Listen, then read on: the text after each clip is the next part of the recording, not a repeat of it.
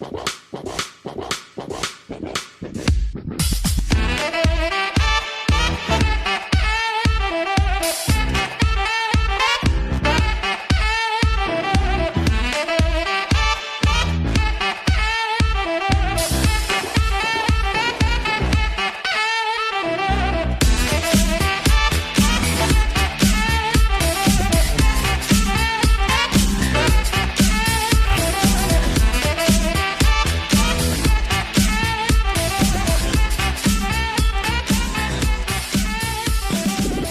Pursuit of Truth Theatre presents. Welcome to In Pursuit of Truth Theatre. I am your host, Sir Patrick Mack of Maplethorpe, as we continue onward in our pursuit through the treacheries and uncertainties of this current culture war. One patriot cannot help but feel rather optimistic as we witness our counterparts spiraling out of control. Deja vu, I just been in this place before. Higher on the street, and I know it's my time to go. Treachery indeed. Well, look, Patriots, I got a couple of stories for you. In order to give you some background on this first one, we got to take you back a little bit and rememberize. So let's rememberize. Gotta rememberize some things we talked about. Yeah. I want to rememberize you about the North Korean summit that we had back in February of this year. The U.S. and the North Korea delegations met in Hanoi, Vietnam, northern Vietnam. And it was sort of an interesting trip because this was the second time around, the first one being in Singapore. And this time around, it was held at the Metropole. Now, this was interesting because obviously President Trump arrived by plane as expected, but the Korean delegation did not. In particular, Kim Jong-un did not. And of course, they said it was because they didn't have a presidential plane for him or anything like that. But considering the involvement with Vietnam, China, and the U.S., I find it hard to believe that he was not able to drum up a plane for him. Instead, he took the long train route. And I want you to just rememberize that too. But anyway, what we had was this, what was hopefully going to be this great summit. And we were going to announce some sort of deal. And that's not exactly what happened, right? Before we even got out of the gates, all of a sudden the Korean delegation packed up and left, followed shortly by the U.S. And so outwardly, it kind of looked like a bit of an embarrassment, right? But a couple big things happened in that span of time. And I want to rememberize you about this event. Now, this article is from the Telegraph, and this is from March 31st. The event actually happened in February. North Korea claims raid on Madrid embassy was grave terrorist attack. North Korea has declared that the raid on its embassy in Madrid in February was a grave terrorist attack and demanded that Spanish authorities bring the terrorists and their wire pullers to justice. In a comment on Sunday to state-run media in Pyongyang, a spokesman for the North Korean Foreign Ministry said armed robbers had stabbed, beaten, tortured, and humiliated staff at its embassy in Madrid. Illegal invasion, occupation, and robbery of diplomatic missions are a severe violation of national sovereignty and a violent violation of international law, which should never be permitted, it added. Spanish authorities announced on Tuesday that they are seeking 10 men who allegedly entered the embassy on February 22nd armed with knives, metal bars, and dummy guns before tying staff up and trying to convince the economics officer to defect. The group, which included Adrian Hom Chang, a Mexican citizen, as well as a U.S. national, and 5 South Koreans, reportedly took a number of computers, data disks, and mobile phones before making their escape. It was not until March 26 that Free Jeosan, which was previously known as the Chiolima Civil Defense Group and was reportedly founded by Mr. Hong, broke its silence to take the credit for the raid. Mr. Hong is understood to have immediately flown to the United States to hand over the information gathered in the incident to the FBI. Up to data page. Well, it looks like that never ended up happening. This is off the Marine Corps Times. Former Marine arrested in North Korea embassy attack in Madrid. A man suspected of involvement in a mysterious dissident group's February raid on North Korea's embassy in Madrid was arrested in Los Angeles by U.S. authorities. Christopher Ant, a former U.S. Marine, was arrested and charged Friday, according to a person familiar with the matter. The specific charges against Ant were not immediately clear. The person could not discuss the matter publicly and spoke to the Associated Press on condition of anonymity. Separately on Thursday, federal agents raided the apartment of Adrian Halm, a leader of the Free Joseon group. The person said Halm was not arrested. Free Joseon was also known as the Cheolema Civil Defense Group, styles itself as a government in exile dedicated to toppling the ruling Kim family dynasty in North Korea. The group said it consists of North Korean defectors living in countries around the world, but that it has not worked with or contracted defectors living under tight security in South Korea. Lee Volovsky, a lawyer for the group, said in a statement that he was dismayed that the U.S. Department of Justice has decided to execute warrants against U.S. persons that derive from criminal complaints filed by the North Korean regime. The last U.S. citizen who fell into custody of the Kim regime returned home maimed from torture and did not survive, Wolofsky said, referring to college student Otto Warmbier's 2017 death. We have received no assurances from the U.S. government about the safety and security of the U.S. nationals it is now targeting, he added. A Spanish police investigator in the case told the Associated Press in Madrid on Saturday that An was identified by the Spanish police at a later stage of its investigation into the February 22nd raid, that an international arrest warrant was also issued against him. That's in addition to warrants issued for the other suspects named last month in Spanish court documents. The investigator, who spoke under condition of anonymity given the sensitivities of the case, said that because of judicial secrecy, he couldn't confirm how many arrest warrants had been issued by Spanish authorities beyond the two initially confirmed.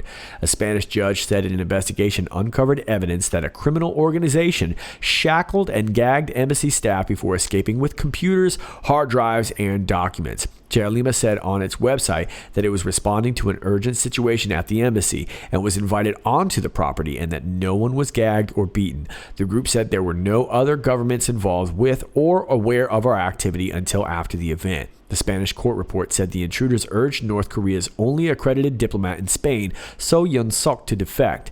In March 2017, the group said it had arranged the escape of Kim Han-sol, the son of Kim Jong-nam, the half-brother of North Korean leader Kim Jong-un, who was assassinated at a Malaysian airport earlier that year. The Cheolema website said the group shared certain information of enormous potential value from the raid with the FBI under mutually agreed terms of confidentiality. Let me read that again. The Cheolema website said the group shared certain information of enormous potential value from the raid with the FBI under mutually agreed terms of confidentiality.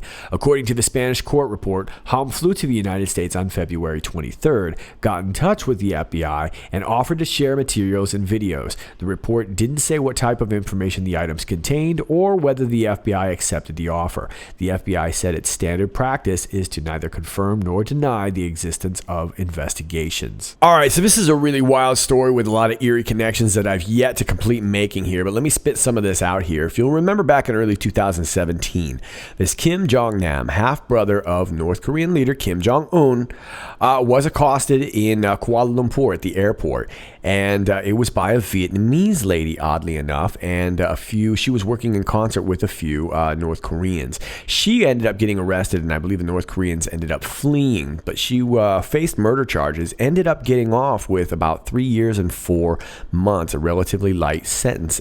And there was a lot of heavy lobbying from the Vietnamese government to try and make sure that they went easy on this lady. I thought that was very, very interesting. Well, this prompted this group, Free Joseon, to help arrange the escape of Kim Han-sol, who ended up later making a video saying he was safe and everything like that, and that his father had been killed. You may have remembered this. It was on YouTube.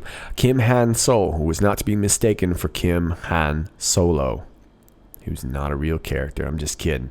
Okay, so this same group, Free Joseon, doesn't seem to like Kim Jong-un very much, and they broke into this embassy, and they ended up getting all these computers and discs and phones that they wanted to share with the FBI. Which part of the FBI? The crooked part of the FBI or the good part of the FBI? Hard to know, but the timing was really interesting because this raid happened during the summit, the Korean summit, that oddly enough happened in Vietnam. Now, I also want to rememberize you too that a big thing did happen in Vietnam that nobody seems to want to talk about. And as a matter of fact, I feel like I may be the only channel that was really reporting on this, but they made a big trade deal, the U.S. and Vietnam. As a matter of fact, it was worth nearly $20 billion. I would say that's a pretty successful deal, but nobody wanted to report that. They only wanted to report the failure of the Korean summit. So, did this embassy break-in prompt the end of the summit? If you'll remember the first summit that was in Singapore, there was a lot of attempts to try and make sure that didn't happen. The news media definitely didn't want to see this summit go through. And of course, if you've been following QAnon, you know that was right around the time that we had this supposed missile attempt launch, right? During this first summit. Now we have this happening during the second summit, and it may or may not, it was definitely at the same time, but it may or may not have prompted the end of that summit. Like I said, the Korean delegation ended up taking off and the U.S. followed, but not before the U.S. and Vietnam made a massive $20 billion trade deal. Now that involves a lot of different planes, and one of those planes involved was the purchase of 100 Boeing 737s. They were going to go to Bamboo Airlines, and I believe it was Vietjet. So that was a big purchase, and shortly after that, of course, we had tons and tons of issues with these different Boeing 737 crashes, which has forced it now to pretty much all the countries in Asia were grounding all these 737s, which prompted President Trump to tweet out this cryptic tweet about rebranding the Boeing 737. Now that's a big story on its own there, but this all seems incredibly connected. So what was on these discs? What was on these phones that prompted this group to want to share it with the FBI? Now, one more little backstory that I also want to point out too, if you'll remember back in 2013, back then Google CEO Eric Schmidt, along with New Mexico Senator Bill Richardson, went out to North Korea. What were they doing there? Were they agreeing to set up some servers to skirt the NSA? Very, very likely, but they were out there doing a little mission, out there in North Korea, as tech giants are wont to do from time to time. Did it have something to do with something that might have been on those servers? Are these good guys trying to get information to the good part of the FBI, or is this damning information or information that could be vital in basically stopping the flow of information that was being sent to the FBI? Not really sure, but either way, a very strange story. And finally, let me leave you with this. Big thanks to an Anon who tipped me off. I went off and found some of my own. I was trying to find your tweets and couldn't find them anymore, but I ended up finding some of my own, all with the same interesting keyword on the same day. This is from BBC Weather. Morning all. For those returning to work, a brief reminder that it's Tuesday. It's another 4-day week for many. Happy St. George Day to those in England. You may be having a stunning sunrise due to the presence of Saharan dust in the skies over the UK. That's from BBC Weather. The Hill says Glenn Greenwald calls media reaction to mole report genuinely stunning. How about CBS, who says this mother is showing girls they can be whatever they want to be by capturing stunning photos of them as both princesses